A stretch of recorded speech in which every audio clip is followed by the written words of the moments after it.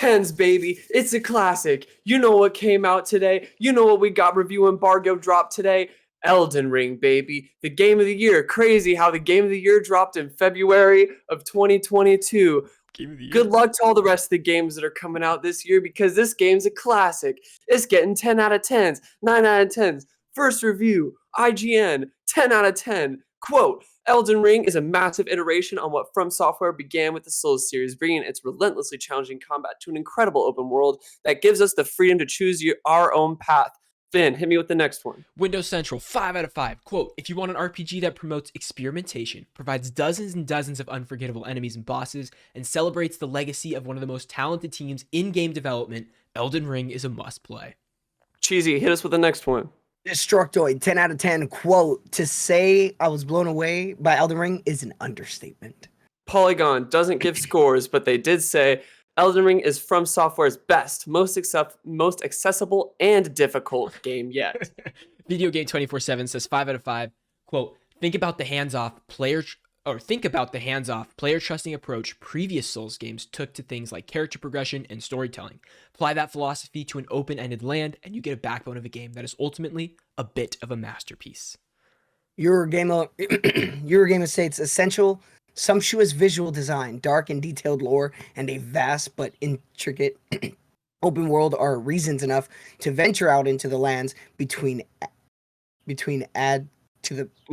lands between is the name of the land. The lands between. Sorry, I was like, wait. Sorry. Add to the From Software unforgiving and unforgettable gameplay loop, and this is something truly special. Incredible. Vincent, can you do a double check for me on that Metacritic score because it was sitting at 97 as the highest rated game on OpenCritic of all time. Oh, sitting above.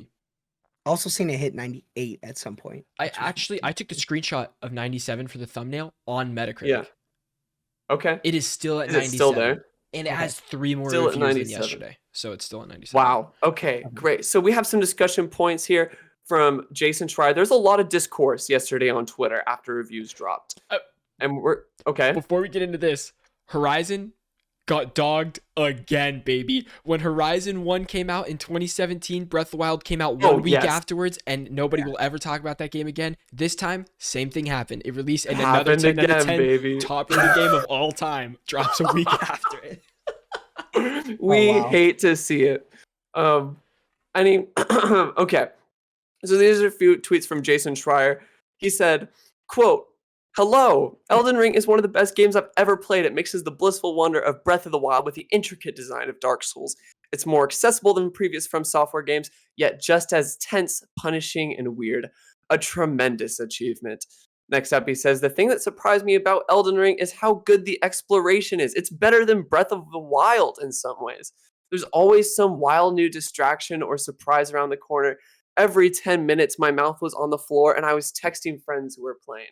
In addition, he also tweeted out with the recommendation to keep a notebook with you or a tab or like a notes on your computer just to write things down as you go along.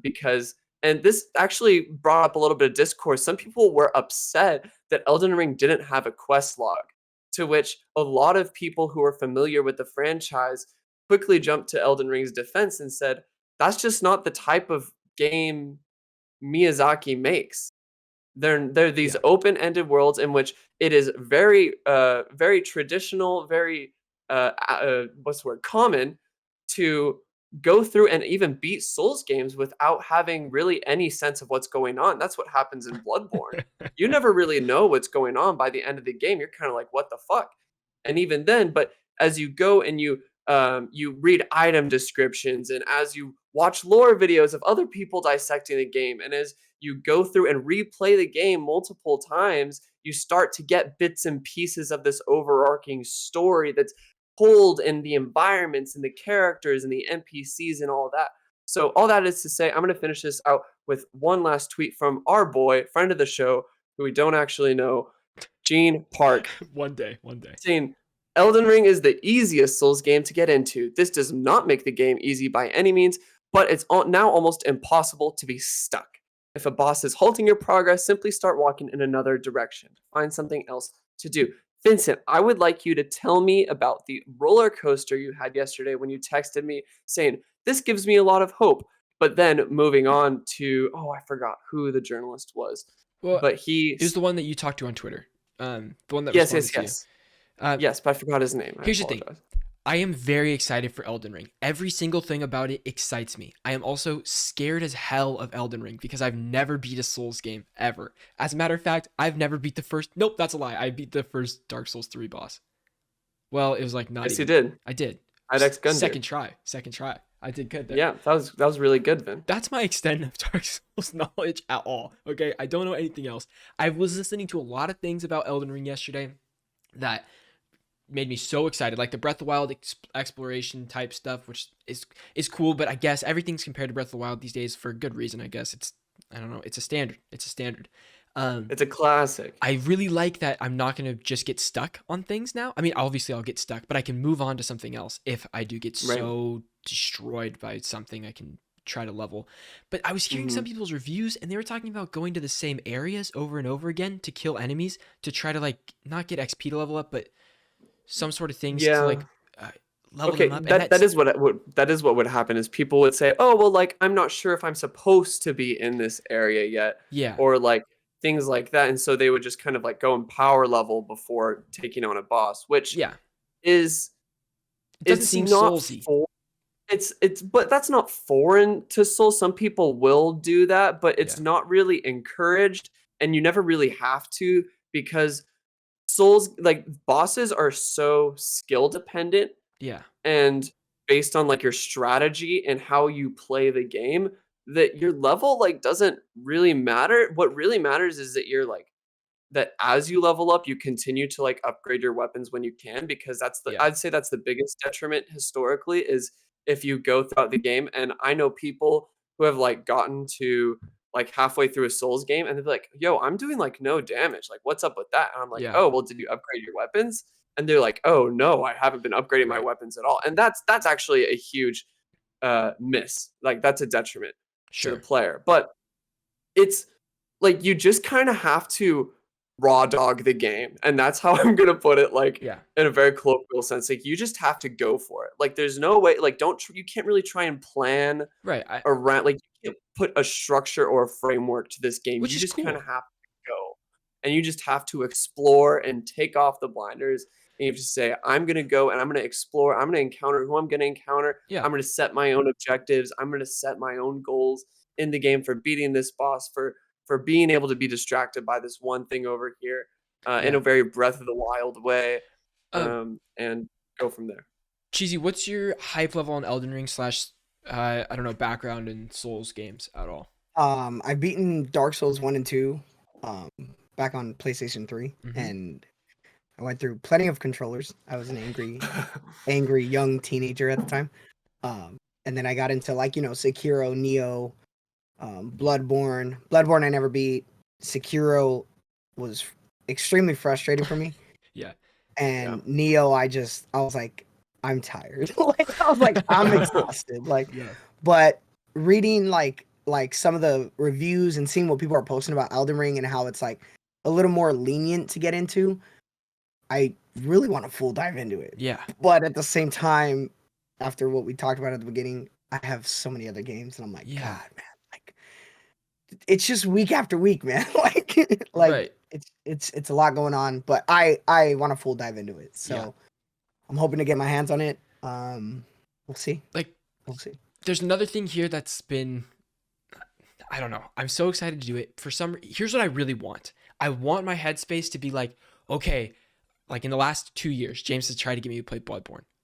I want that, like, I want the feeling of I'm going to beat Bloodborne. Like, I want to be here. Like, I want to do it. And I haven't given it the chance to kind of do that yet. And I hope I want to give Elden Ring that chance to, like, do it to me, right? I'm ready for it. And I'm willing to, like, put some time into it to have that happen. But things like this scare me, bro. This is the tweet that resonated with me a little bit. They said, Elden Ring, this is from Jeff Kanata. Elden Ring reviews read like people who adore spicy food raving about a brand new hot pepper blend. They are ecstatic about it because they love spicy flavor. Me, a sucker with a sensitive stomach, hears this and thinks I have to try it because I don't want to miss a tasty treat. I thought that was genius. I thought that was a That's- genius thing. I That is saw a- that the other day on that's a Twitter fantastic too. quote. I'm That gonna be is- there for it. It might burn my stomach a little bit, but I'm gonna be there for it. I can't. I want you to hang in there and push through the spice. And I'm excited, man. Everything about it just looks so good to me. It looks so crazy. Mhm. And I love the fact I was listening to like a bunch of reviews yesterday of people texting their friends that other had review copies or whatever about like, oh, have you seen this? I haven't seen that. Have you seen this? I haven't seen that. Where's Mhm. that at? Like that's exciting to me. I can't wait to like do that with you guys and stuff. Like that's what I'm most excited for. Also, I heard co-op is kind of weird. You have to farm elements like special potions or something to summon your friend in, and like Oh, that takes wow. co-op away because like, am I gonna grind to do co-op? That sucks. Well, historically in Souls game, you have to use consumables, but you don't really have to grind them. Okay. Like you're just given them as you go along, and Okay. maybe some people are farming them, Okay, got it. but it's never been necessary to farm. Got it. Right. Unless you're ass. I might be in that camp though. We'll see. Ladies and gentlemen, thank you so much for watching this clip. If you want to watch the whole podcast, become a member here on YouTube or listen to the whole thing for free on audio platforms. But the Elden Ring discussion continues. Oh, one more thing before we end the episode. Also, you only have like 3 more days to get merch. So if y'all are wanting to get merch, you can jump on over. The link is right underneath. I'm gonna put that. I should have mentioned that in our Elden Ring video, but that's okay. The link is right there in the description. You can check that out. And click it and support us. That'd be so epic. It's very limited. We're not selling it again after this, so you gotta pick it up now because it's gone. It's gone.